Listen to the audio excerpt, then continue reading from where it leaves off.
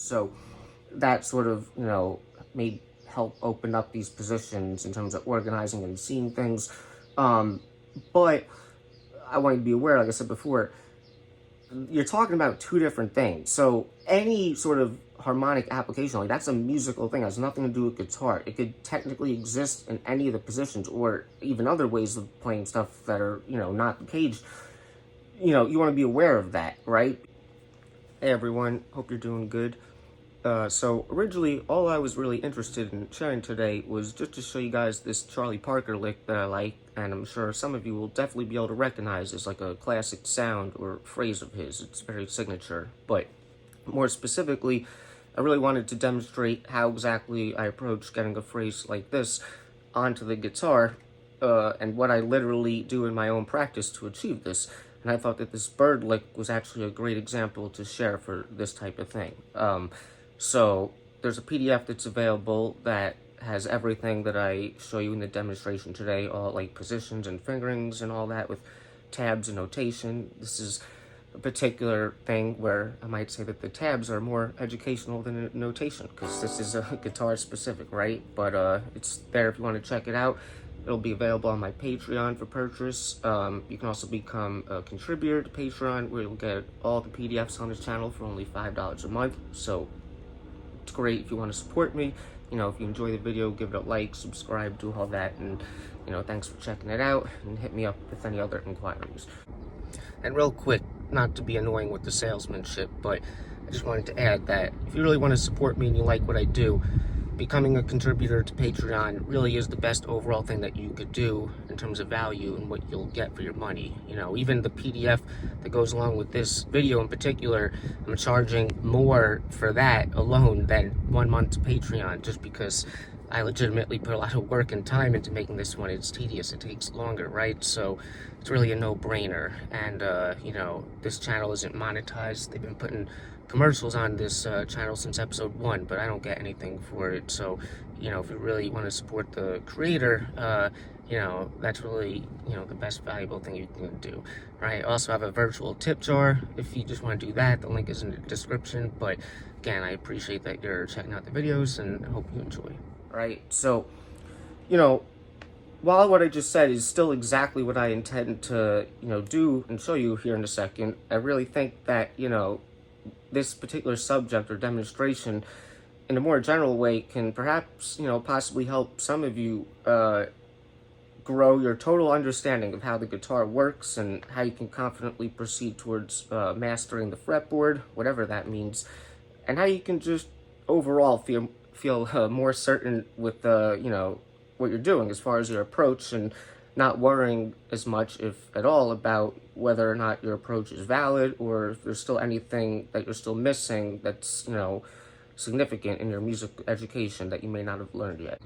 And just in case anyone's thinking this, the implications of what I just said there are not that I'm trying to sell you some golden magic bullet or something, that this is the one and only thing that will change your guitar playing, and this will change your life, and this is all you need. Obviously this is just one area of guitar study, but it's still important, right? But don't think that it's something like that, like this is all you need. There's several elements to becoming a good musician, all right? So just stating the obvious in case anyone needs to hear it, right? So I'm not trying to make this more into a thing than it is, or ramble too much, but I just say all that just because I keep seeing things on my YouTube come up from guitar players where, to me, it basically seems like they're voluntarily, making videos where they're willingly want to share their likely unsolicited opinions on certain guitar-related fundamentals, and I guess what they essentially believe is the optimal approach to systemizing the fretboard for best overall results, right? And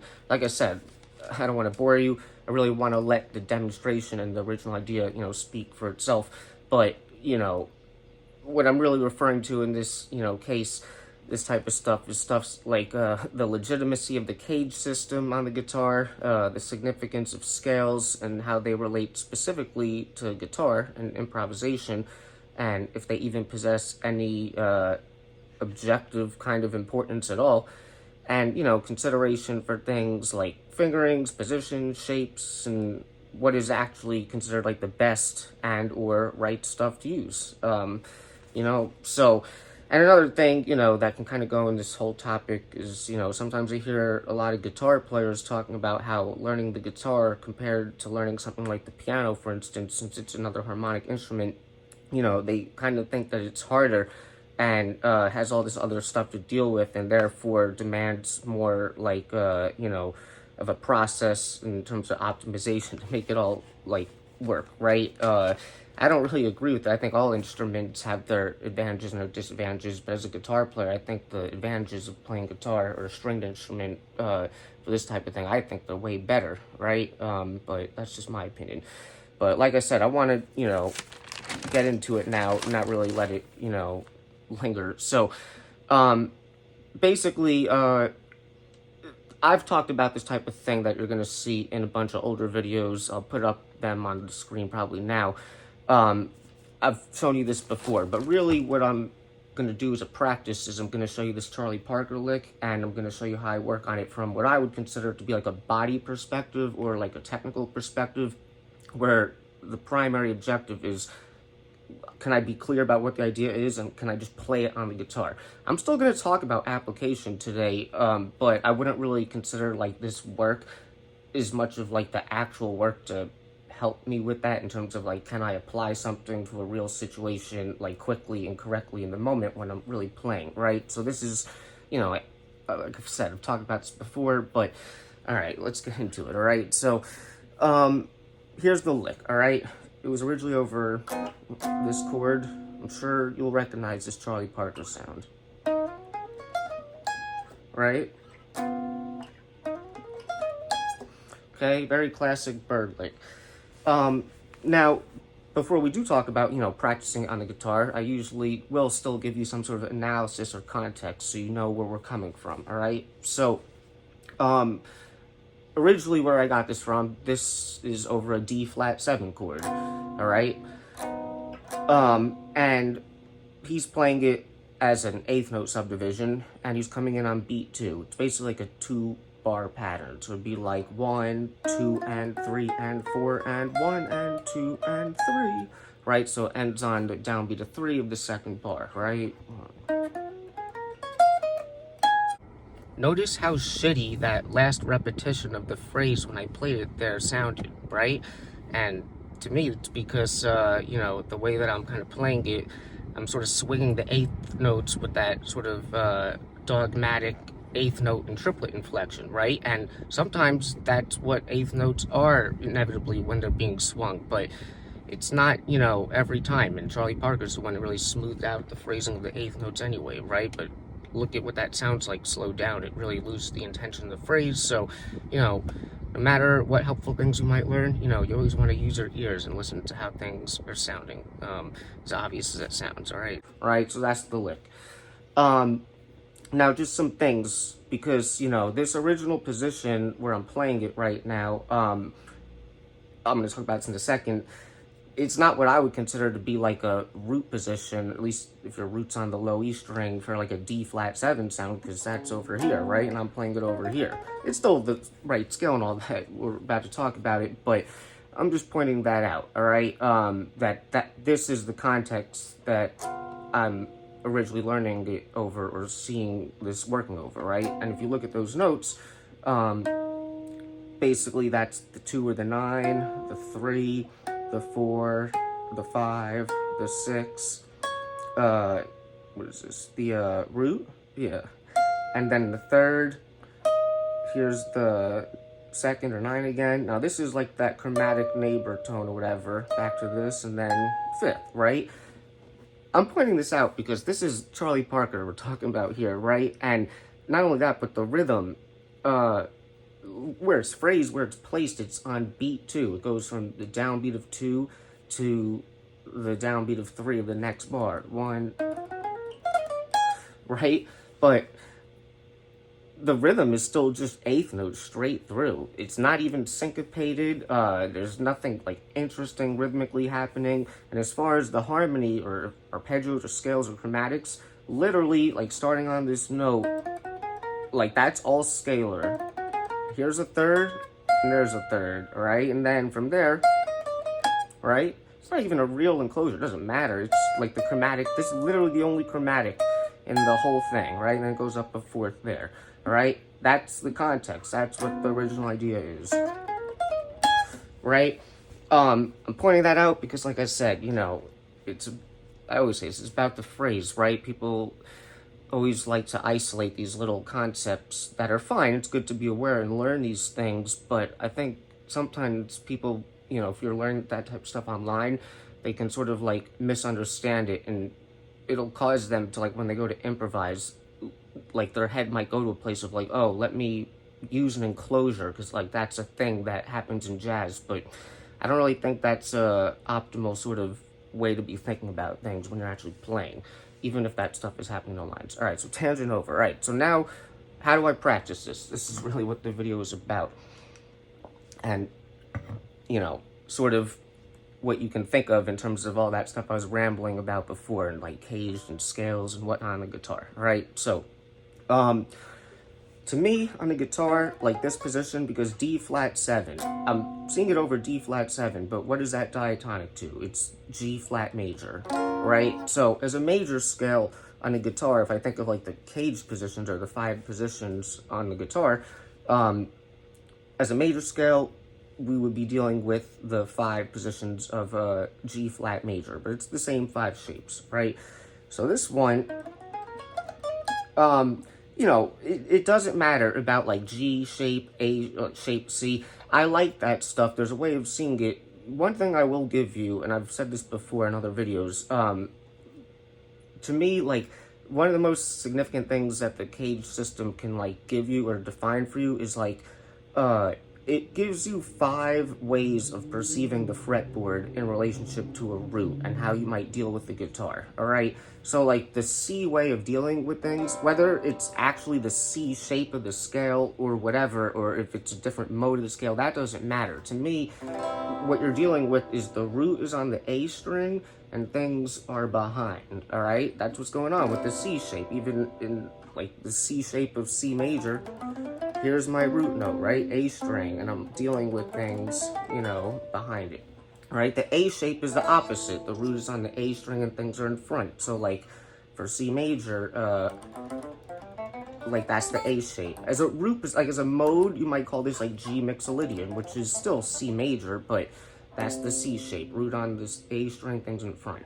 Right, then you have the G shape and the E shape, which is basically the same as the last two, but on the E string. So like the G major chord, you know, root on the low E, you're generally dealing with things behind it, right? Open strings and whatnot.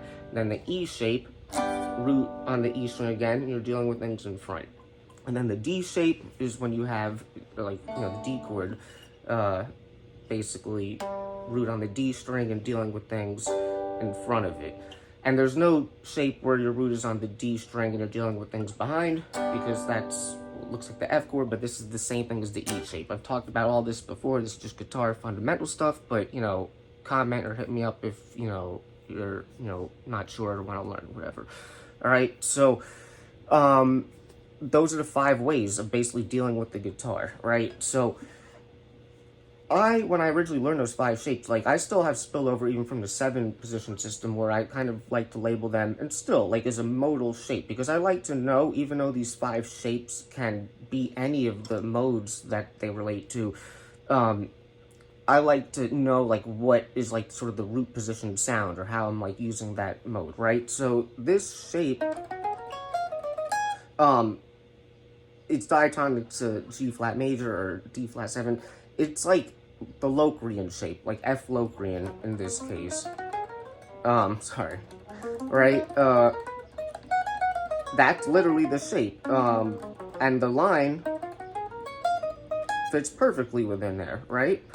And it just has the chromatic. Doesn't matter if it's not part of the original shape. It's a blueprint, all right? It tells you where to look for the lines, all right? Now, at the end, I'm going to show you something with the application, but again, I'll just point out that, like, even though I see this as a Locrian shape, I originally am using it for, like, D flat 7. But when you're learning and what you're about to see me go through, it really helps to sort of make, like, a root position connection. So this is like the root position of like a F Locrian, which is like F half diminished. Like that's the sound. So if you have like an F half diminished, I'm not saying you have to play it here, you'll see, but like if I can visualize that root and know I'm in that area, I can play it over that chord, all right?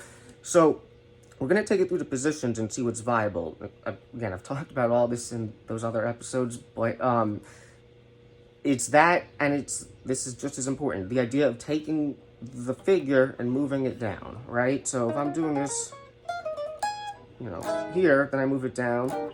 I'm just doing half steps for now, right? Don't skip this. I'm telling you. This is literally the work. I've practiced this a little bit already. That's why I can do it. But, you know, your hand, once you start moving it around, your hand is really getting that in the muscle memory and not necessarily just associating it to one position that you learned it in. All right? All right, so that was the first one. Now, I can bring it back up here. Now, if I'm, like I said, I'm going through the positions of what's diatonic to G flat major, right? Whatever I see the mode as. So the next one would be this one, like the shape on the guitar. Right? Root position, I would see this as like E flat Aeolian, all right?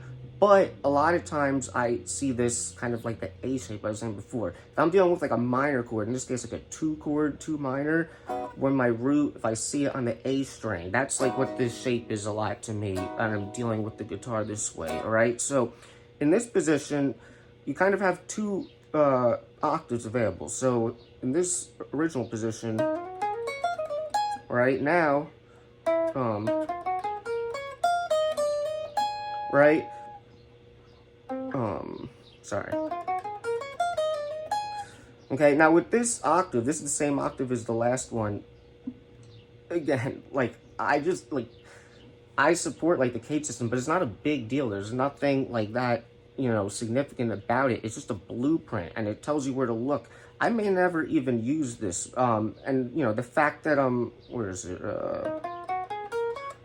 like, there's the chromatic, but, like, that note is technically out of the position that I'm dealing with.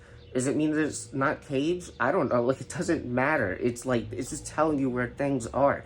And like I said, the next one really is like the last one that you can get away with. You know, the more you're reaching for notes that are out of position and you lose sort of economy of the position, it becomes something that's not viable or that you may not use or, you know, whatever. But even doing the work with it and getting the sort of fretboard intuition in your hand subconsciously with reps and attaching the melody to it, that's doing work, whether you realize it or not, all right? Now, this also is even better in the lower octaves. So we had it here, but we also have it here. Sorry, do it again.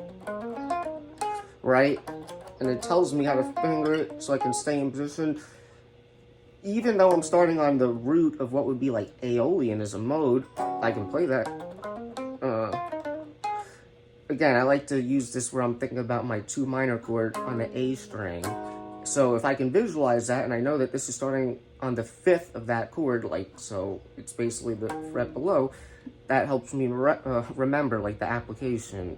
Sorry. Right? So, for both of those, maybe I'll start with this one, I'll move it down, and then do the high octave and move it up, alright? I'll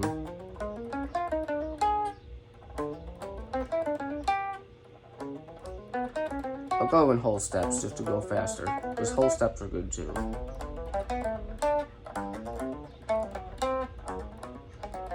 Alright? Okay, so from here...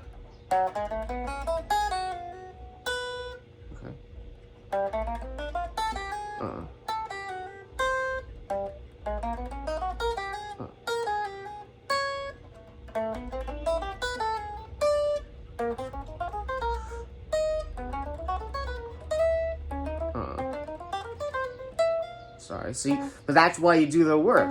Because you should be getting it intuitively the more you do it. Sorry. See, it's like I gotta get that down. Right? Okay, so we were like over here. In the original key it was... Right? Alright, so let's move on to the next position, which, if I saw this is like diatonic to G flat major, and this was like E flat Aeolian, like the relative minor. Next one would be the Mixolydian. So this would be the root position of like the original context of the idea. Now, the last one was starting to reach, but if I wanted to do this one in the same original octave here, it would be now, technically, like I said, like in this caged form, like those are the top 3 strings. Technically, you're moving out there, so... And here, like, I'm out of position, and I'm gonna slide. Now, it's doable. Is it something that I would, like, readily use? Maybe. It's maybe not the first choice for this idea in hearing it, but it'll do you good to just work those things into your playing, even if it never creeps in, alright? Of course, the lower octave here is a lot better. I'm comfortable. Sorry. Alright, over dominant. How about like a blues?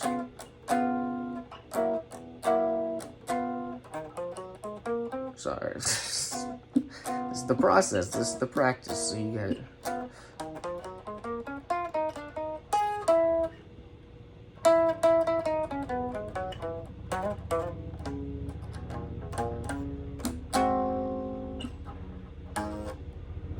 Alright, I'm going off on it, so sorry about that. So, yeah, so we'll do the same thing. We'll move the lower one down and then bring the higher one up, right? So, 1.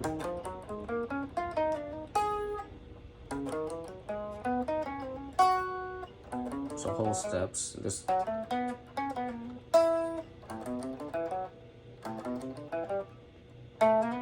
See, yeah, before I move it up, maybe I'm over-explaining it, but this is exactly why you do this work. You see the mistakes because you think a lot of times as a guitar player, if you know this shape and you can visualize it in one thing, like you got it, but, you know, this is really how you get it into your muscle memory. I feel like I'm repeating myself. But again, like as far as cage goes and stuff, it's like, are you practicing scales? Am I using scales? Maybe. I mean, technically you might say that, but it almost doesn't matter. It's like, if you're concerned with like, oh, caged is, you know, like limited or there's something like not okay with it, it's like, I don't think you fully really grasp, you know, what this is with the guitar, all right? Then there's other like ways of organizing the guitar that you could use, but as far as like working language into your playing, like this is what it is, and I'm not like concerned with like, oh, is this like playing scales, because it doesn't matter. Like the original idea tells you what to do. That's what it's about. It's about the musical idea. The scales and the positions, that's just telling you how the guitar works, all right? So, all right, so let me stop rambling. So we were basically at, and then the higher octave.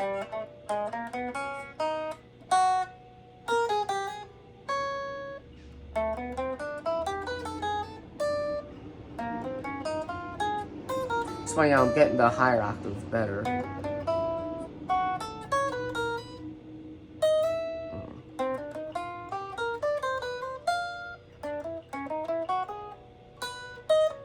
Yeah, sorry.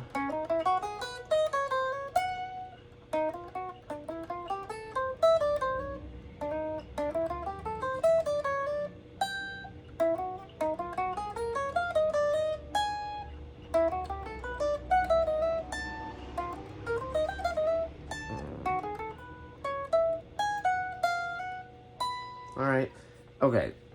Now, the original key was, right, because the higher octave, that's not going to work anymore, so we can just take the lower one and bring it down, alright? Next position, I see this cage form, whatever, is like root position for either Phrygian or Lydian or Phrygian, alright?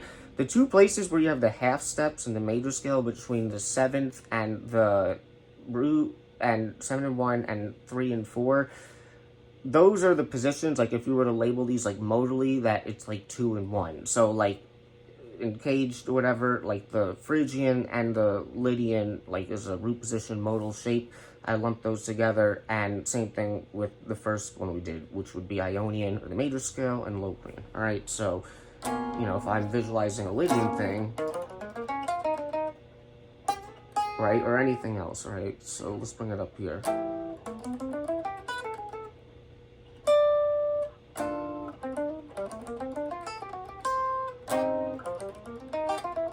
Like a inner urge type of movement.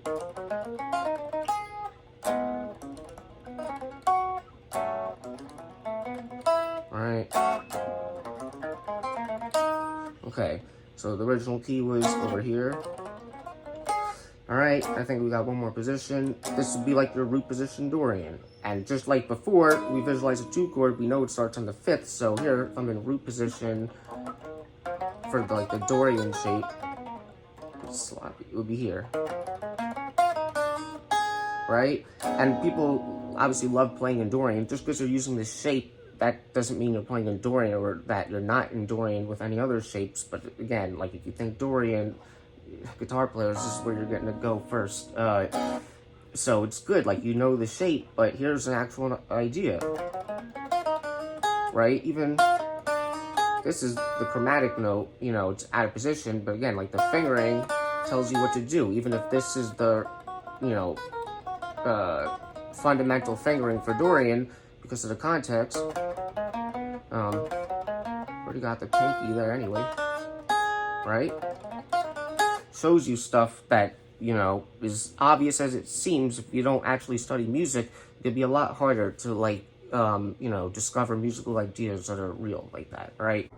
And just one other thing that I forgot to say on this topic, and I think that this Charlie Parker phrase is a good example of showing this. You know, the way I see things, I don't really like to categorize my vocabulary or language into ways where I might, you know, see it like, oh, this is my minor language, or this is my dominant vocabulary, or stuff I use on a major chord or half diminished, because, you know, the exactness of what you can do with a musical idea really depends on that idea and, you know, what it can lend itself to and whatnot. But with a very malleable phrase like this one, it really shows you, you know, this could be used, like Charlie Parker originally played this, you know, what I got from him over a dominant chord, but it just as easily could be over a minor chord, you know, major, half diminished, you know. So I just think it's easier to see things like that. Just because you originally learned something with an original context, you know, there's no need to, it's literally more about the melody of the line itself. I always say this, I'm a broken record, the exactness of the phrase, right? So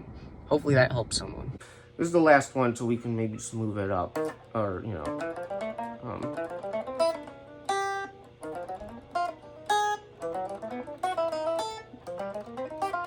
right? But don't skip the moving it up. You know, I feel like I'm not really articulating well today because this is like off the cuff. But this is what gets you the results, so that these things feel natural without thinking about them.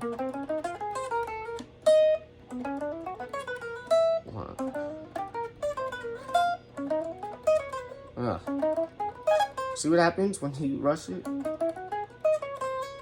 That's not what it's about. So do as I say, not as I do. All right, now, last thing before I let you go, because it's like I kind of am showing you, like, for application, where it's like, if my head thinks of a particular, like, thing or sound I'm trying to get, on guitar, we may sort of, first, you know, reaction is to go to, like, the root position for that thing, just for reference. But think about what I said before. The Cage really gives you 5 ways of perceiving a root in relationship, you know, or perceiving a guitar in relationship to a root. So that sort of, you know, may help open up these positions in terms of organizing and seeing things. But I want you to be aware, like I said before, you're talking about 2 different things. So any sort of harmonic application, like that's a musical thing, it has nothing to do with guitar. It could technically exist in any of the positions, or even other ways of playing stuff that are, you know, not caged. You know, you want to be aware of that, right? Because it's not like just because you want to do this, you go to this one position. So just like an easy example, like the original position I did this in, I'm going to bring it down an octave, right? that was, like I said before, the root position for like Locrian, right? So let's say that is the chord, right? And I want to play that, I can play it there, but I don't have to, right? And it depends when you're really playing, like context, like where are you on the guitar, what's going on? And like I said, I'm repeating myself, the practice I showed you today is not really the practice for application, but it's like setting you up and showing you like how things can be used on the guitar, right? So I can, you know, for F sharp or F half diminished chord, you know, I can play that here,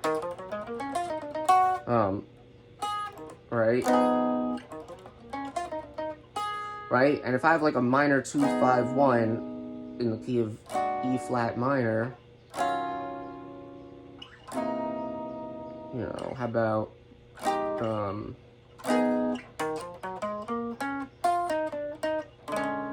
alter it a little bit, right? How cool is that, right? I mean, and this is great because, I mean, if I want to think about root position, this is like, F half diminished is like diatonic to, what is it, like B Lydian, or like B flat Phrygian, like that's that same shape that we had before, right? But also, like, it's diatonic to that, but within context, we're in E flat minor. It's a minor 2-5-1 in E flat minor. So really, if that's the key center and that's what I'm visualizing, this is literally starting on the A string on the root of like the tonic minor that you're resolving to. So screw all the other stuff. Like, that's the easiest way to, you know, pull this out quickly. Like, if you worked on that idea, you know, right? And especially if you actually move an idea like that up, okay, what am I in? Minor, and I know on the A string, okay, well, where's the root of the minor? Great. And then you gotta practice it, but hopefully you see the, you know, where this stuff could take you, all right? So I'm looking at the time. This went kind of a lot longer than I thought it would, but, we'll see if I edit some of it or not. I don't know. I definitely feel like it was kind of rambling or not articulating, but I say that a lot, and then I watch it back, and it's not that bad. But yeah, if you're still here, thanks for sticking it out. You know, I could do these things for you to help, you know, try to grow your progress and, you know, try to make things easy to understand and stuff, even though I can also sometimes seem like things are really complicated, but that's not really my intentions. My point with all this is to actually show you that it's actually kind of simple if you just accept this stuff and see how it can help you practice, right? So that's it. So leave it there. If you enjoyed the video, give it a like. Like I said, support me. Let me know what you think. If you're interested in lessons or anything, you know, hit me up, or any other work. I'm here to help. So that's it, and I'll see you guys in the next one.